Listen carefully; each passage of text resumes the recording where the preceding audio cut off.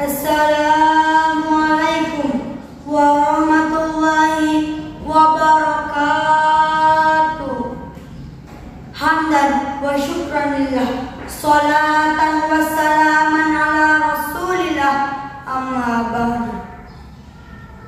Puja dan puji syukur senantiasa kita panjatkan kepada Allah yang Maha Ghafur, Zat yang Maha Luas ampunan dan kasih sayangnya bahkan kepada hambanya yang kufur.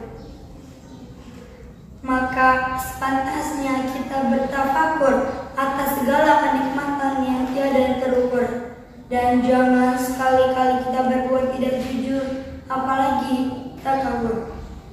Salawat serta salam senantiasa tercurahkan kepada manusia yang paling mulia, terpancar nur dari hatinya, sehingga tiada celah dan dijamin surga oleh Allah Azza wa Jalla, yakni baginda Nabi besar Muhammad sallallahu alaihi wasallam.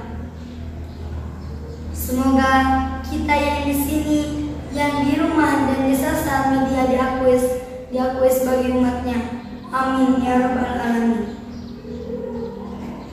Dewan juri yang terhormat, teman-teman yang insya Allah dimuliakan oleh Allah Subhanahu wa Ta'ala, mengawali pidato kali ini, izinkan saya melantunkan syair lagu dari Bung Haji Romiran.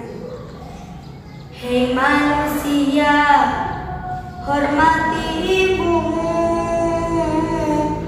yang melahirkan dan membesarkanmu, darah dagingmu dari air susunya, jiwa ragamu dari kasih sayangnya.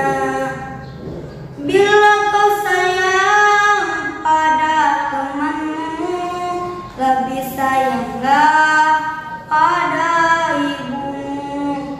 Bila kau patuh pada rajamu, lebih patuhlah pada ibumu. Teman-teman dimanapun berada, berbicara sosok ibu tidak bisa terlepas dari kisah pemuda yang sangat terkenal di kalangan penduduk langit, yakni Uwais Al-Qarni. Siapa yang tidak mengenal sosok Uwais Al-Qarni? Begini ceritanya. Di Yaman tinggallah seorang pemuda yang bernama Uwais Al-Qarni, berpenyakit sopak atau kusta. Karena penyakit itu, tubuhnya menjadi belang-belang. Walaupun cacat, tapi ia adalah pemuda yang soleh dan sangat berbakti kepada ibunya, seorang perempuan tua yang lumpuh. Uwais senantiasa merawat ibunya dan memenuhi permintaan ibunya. Hanya satu permintaan yang sulit ia kabulkan. Anakku, mungkin ibu tak lama lagi bersamamu. Ikhtiarkan agar ibu mengerjakan haji, pinta sang ibu. Mendengar ucapan sang ibu, Uwais termenung. Perjalanan ke Mekah sangatlah jauh, melewati padang tandus yang panas. Orang-orang biasanya menggunakan unta dan membawa banyak perbekalan. Lantas, bagaimana hal itu dilakukan oleh Uwais yang sangat miskin dan tidak memiliki kendaraan? Uwais terus berpikir untuk mencari jalan keluar. Lalu dibelilah seekor anak lembu. Kira-kira untuk apa anak lembu itu? Tidak mungkin pergi haji naik lembu. Uwais membuatkan kandang di puncak bukit. Setiap pagi ia bolak-balik menggendong anak lembu itu naik turun bukit, naik turun lagi, naik turun lagi, naik turun lagi. Begitu setiap hari. Uwais gila, Uwais gila, kata orang-orang yang melihat tingkah laku Uwais. Singkat cerita, setelah 8 bulan berlalu, sampailah pada musim haji. Lembu Uwais telah mencapai 100 kg. Begitu juga otot Uwais yang semakin kuat.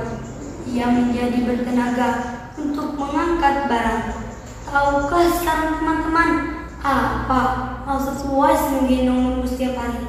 Ternyata ia sedang latihan untuk menggendong ibunya.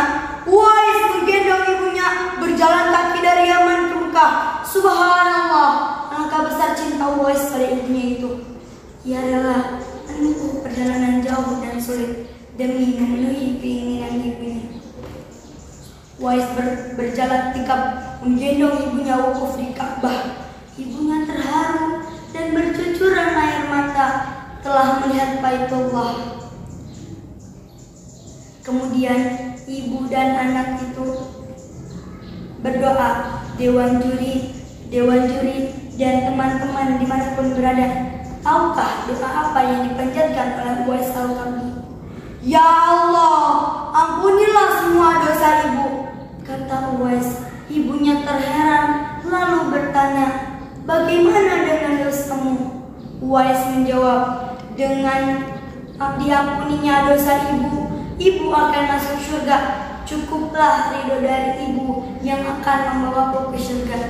Subhanallah, subhanallah, teman-teman semua, kisah Uwais Al-Qarni adalah kisah yang patut kita teladani. Sebagaimana hadis Rasulullah SAW yang diriwayatkan At-Tirmidzi berbunyi, ridallahi fi ridal walidain wa suhtullahi fi suhtil walidain. Artinya, ridha Allah ada pada ridha kedua orang tua, dan murkanya Allah ada pada murka kedua orang tua. Teman-teman yang berbahagia, ada sebuah potongan syair indah yang saya sampaikan untuk para ibu dimanapun berada.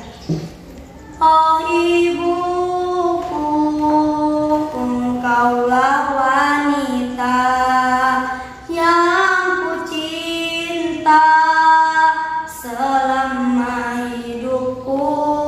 Maafkan anakmu bila ada salah, pengorbananmu tanpa balas jasa.